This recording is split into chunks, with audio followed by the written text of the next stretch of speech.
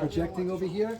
All right, so first of all, what's important for you guys to understand is that this is oriented correctly in terms of directionally.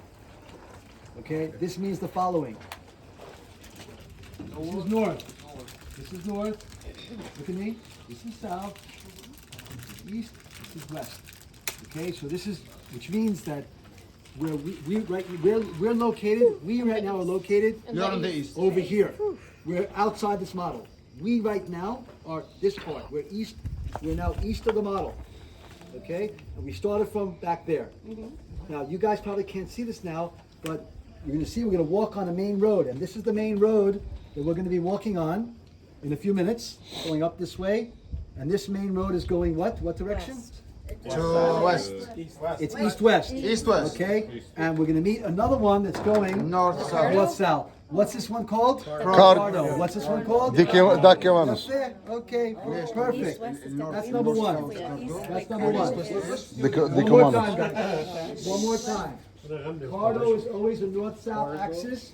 Dake Manus is always an east-west axis. Always. Now in this city, you'll notice there's a hill here. The city or the town or the village begins up here.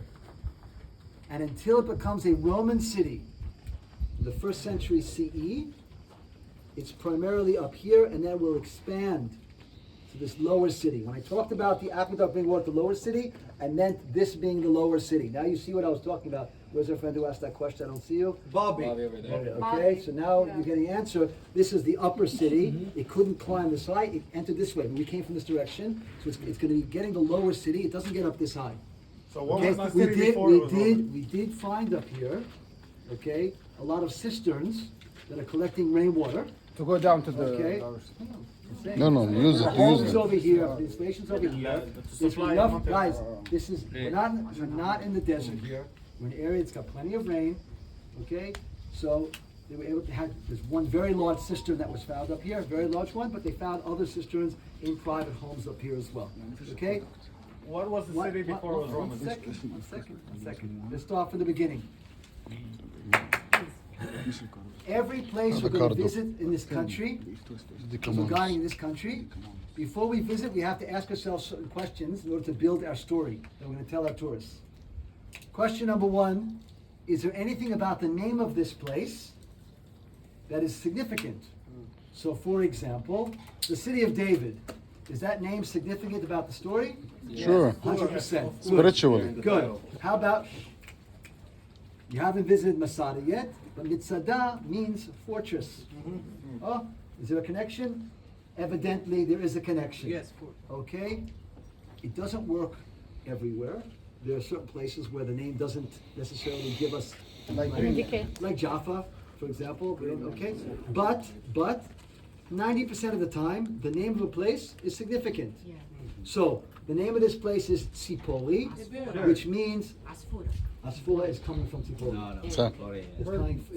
This is Arabic coming from Hebrew. Okay? It's coming from Zippor. Zippor means bird. And you're on this hill, perched like a bird around the surrounding area. That's the original Hebrew name, but there are several names of this place. And we're going to talk about later on that we have also Roman names. Okay? Irenopolis is the city of peace. And we'll have, in a few seconds, understand why it's called the city of peace. And then it's going to be called Neranopolis. Okay? It has to do with Nero. Okay? And so you're going to see there, it's going to change its names a little bit over time. It's always going to be called Zippori in the Jewish and Hebrew sources. Okay?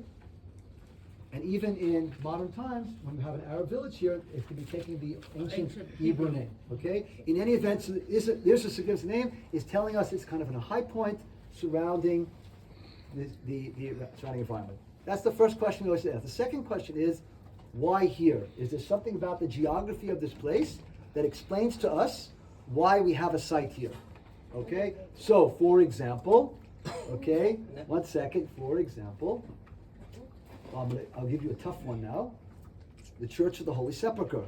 In terms of its geography, is there something about the geography of the Church of the Holy Sepulchre that tells us something about the story? Yes, the tombs outside the walls. Outside the walls, and And it's at outside and a kind of a the main high entrance, grade, crucifixion. and an entrance, because why? Very good. Crucifixion. Because The crucifixion should be in the hill and in front of the city, the gate city, or entering, and that's yes, it. because To be a sample for okay, not to. Iowa. In other words, if the crucifixion is an educational exercise, That's right. This is what happens to anybody who messes with us, the Romans. We will be. We want to make it in a public place, high, everybody can see it, the main road. Okay, so the geography of the place. Is this something, Masada? When you get there, there's something very specific. See, David. In other words, almost everywhere you're going to guide the geography. You have to ask why here. Why here? What is it about this area? Okay, and so here in particular, we are in the Lower Galilee. We're in the center of the Lower Galilee,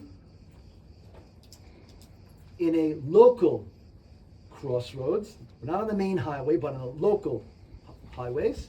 Okay, in an area that's very fertile, with plenty of water, and you've got the topographical high ground. Okay, so he said, what's in the name? Is anything about the geography about this place? Okay, so this is just two basic things. Anywhere around the country, we have to ask ourselves these questions when we're building our narrative, our story. Okay, now regarding, I'm going to take a zoom out for a second. Big zoom out before I give you the details. The main big ideas about the place we're visiting this morning, about Zippori, are the following. Number one, this was the capital of the Galilee and constantly competing to a certain extent with Tiberias. Okay, it's before Tiberias. Okay, Tiberias will be established a little bit later on, but this is kind of a competition. So it's a regional administrative capital, number one. More importantly, this is a city where it has a very important role in Jewish history, in all of Jewish history, not just locally. Why is that the case? Synagogues. One second. When I ask the question, it's a rhetorical question. I'm answering to answer Do it. not answer. Okay? Because we won't have time if I keep asking people. And if I ask you a question, I'll let you know the answer, okay?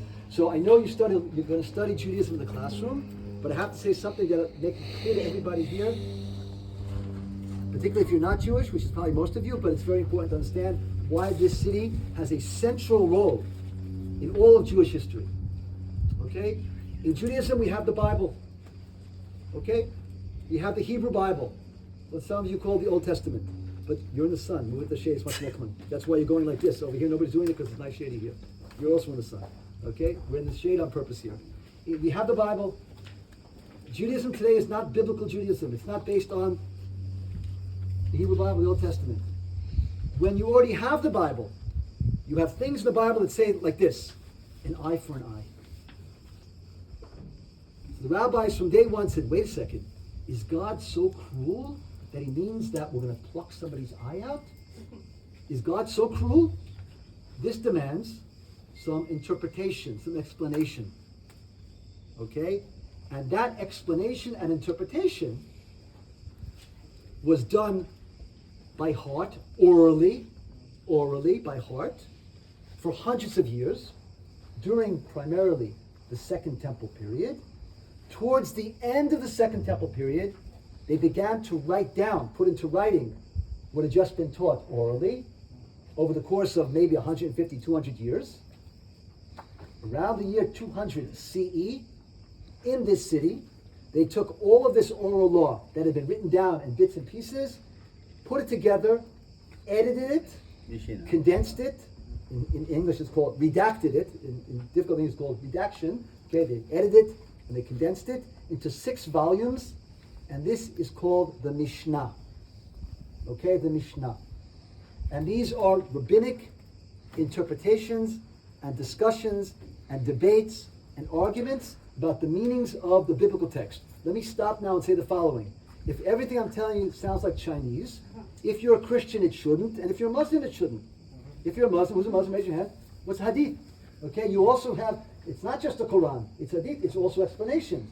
Okay, same thing in Christianity. The church fathers sat down and began to interpret and understand different ideas in the New Testament and the Old Testament. In other words, it's not unique or exclusive to Judaism. every great religious faith, whether it's monotheistic or not, at some point the religious leadership sits down and tries to understand the primary sources and they interpret it to give people on a day-to-day basis how they're supposed to behave. So the beginning of the writing down of oral law and its publishing for the first time takes place here in 200. For Judaism, this is huge. Okay? I'll just say one more sentence about this and take a step back again.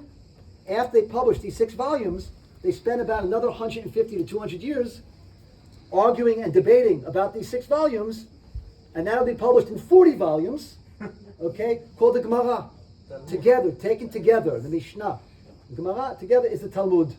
Okay? And even the Talmud today is not, I would not say this is today our everyday and day how we behave, because later on there'll be more interpretations of that, and so on and so forth. But for Jewish history, this makes this place very important. And now I'm taking a step back again.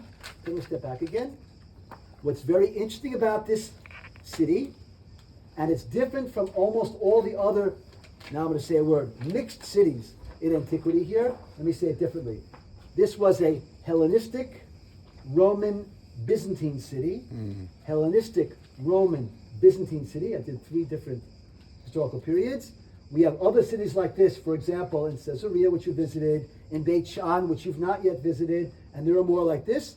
This city, in contrast to Caesarea and Beit Shan, evidently, based on both the historical record and also the archaeological record, this city actually, in contrast to Caesarea and Beit Shan, had a Jewish majority throughout its history, and people evidently lived together here pretty quietly. This is a multicultural city with pagans, Christians, and Jews living together here, shoulder to shoulder, and getting along, evidently. Because in contrast to the other cities I mentioned, where you had rioting and you had some massacres, you don't have that here for almost all of its history. So it's kind of different. It's an outlier. It's different from the others. And this is interesting, and we're going to see how it plays out, okay, archaeologically, how we can see this, how we can visualize it archaeologically. Second. So very, very important, okay? Another issue here is that this is almost a laboratory for ancient, late Roman, and Byzantine mosaic art.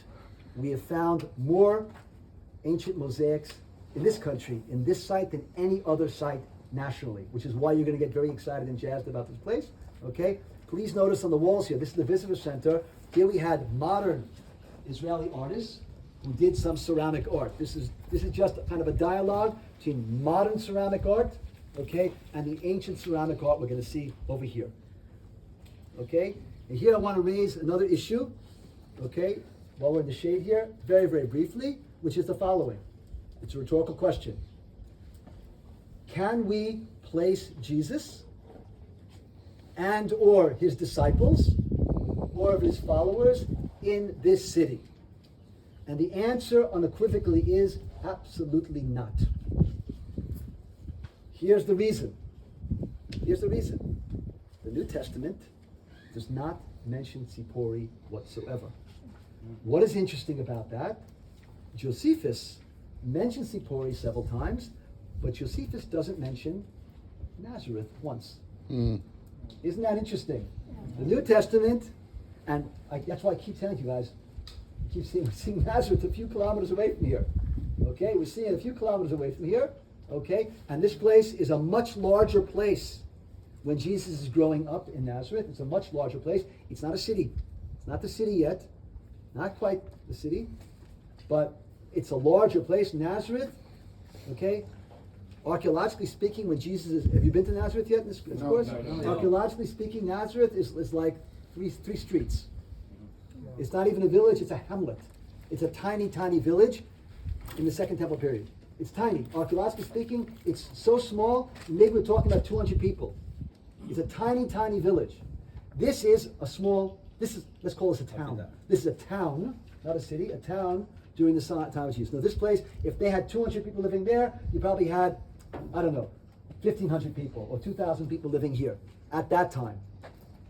At its peak, we estimate that Zippori had as many as 20,000 people, which is already, for this country, in antiquity, a fairly significant population. By way of comparison, by way of comparison, Caesarea, which you've already visited, not too long ago, I think. Yes. Okay, Caesarea at its peak, we believe, had around 50 to 60,000 people.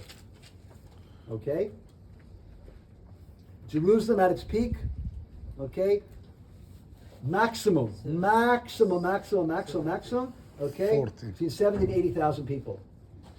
On the eve of its destruction, okay, or let's say on the eve, not of destruction, on the eve of of the rebellion, because once the rebellion starts, we have 70? refugees pouring in, okay, and a lot of people come, but let's say, so this is a significant city, okay, at the very end of the city in the Byzantine period, So now, what periods do we have? We can talk about here. Yes, please. Can I ask one A previous question? question, Sorry, please. because it's connected Go. to Jesus. Yeah.